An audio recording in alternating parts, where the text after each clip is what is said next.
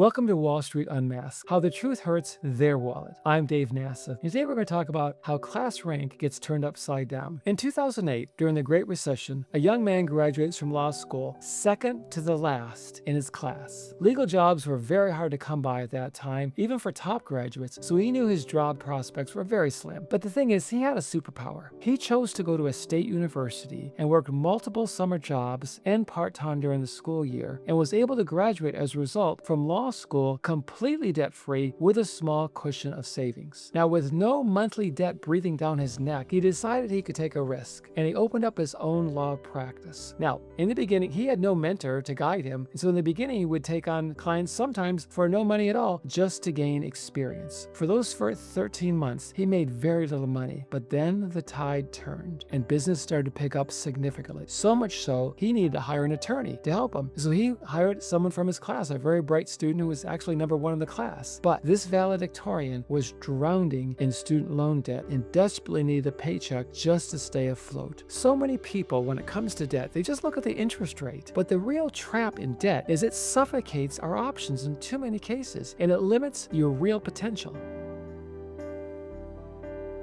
Let me tell you about a friend of mine whose name, we'll call him Jason. He's a recent retiree, and he was going to put a $100,000 addition on his house of a garage to store some of the cars he collects. And when his advisor found out, he had the money, by the way, cash to pay for this. But when his financial advisor found out about this, he says, no. Recently, you've been making more money in the market than a loan would cost. Why not take a loan out on the garage and then make the difference in a profit? So Jason thought, okay, that sounds like a good idea. So instead of paying cash, take a loan out. Wall Street calls this a sophisticated debt arbitrage strategy. But what they fail to tell you is what happens when the market doesn't cooperate. And there's a thing called a sequence of returns risk, where early on in a retiree's retirement, if his portfolio drops significantly, that could be a real problem for him running out of money before the end. So anyways, he has to cut back. And so say now Jason has to cut back significantly in his lifestyle because his market cut his portfolio significantly. But now on top of that, he's got this debt payment that he wouldn't have had to make his lifestyle even more cramped and more difficult. And so I tell you, maybe the advisor will make the payments for him, just till things turn around. Don't you think that'll happen? Okay. Debt arbitrage, like Wall Street likes to call, I think it should be called debt arbitrage Russian roulette, because no one knows what's going to happen with the market. I have a real problem when Wall Street advisors give advice that maximize their paycheck at the risk of their client's portfolio. And to add insult to injury, his advisor's homepage on his website, and the centerpiece of it is fiduciary. He advertises himself. Good luck taking that one to court.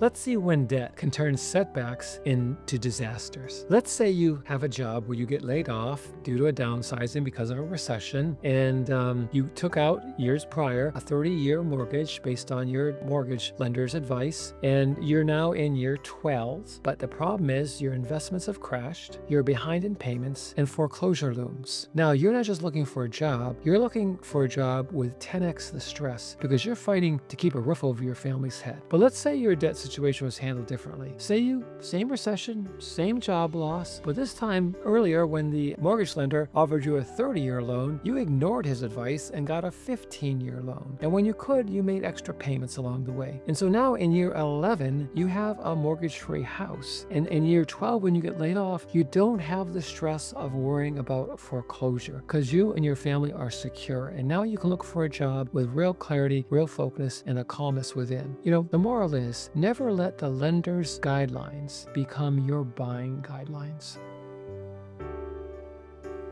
When Wall Street talks about debt, they conveniently miss the real risk. Let's look at the math. Say you're making a $500 loan payment to the bank for 20 years. That's $120,000 out of your pocket. But say you take that exact same $500 a month and invest it at a 10% return. That grows to over $380,000. That's a $500,000 difference. And that's an example of working on the bank's plan to make them wealthy and not you. It's important to remember, when you don't have your own plan, you're part of someone else's. If this helped you see the simpler truth today, please like, share, or visit onepagewealthcompass.com. See you next time.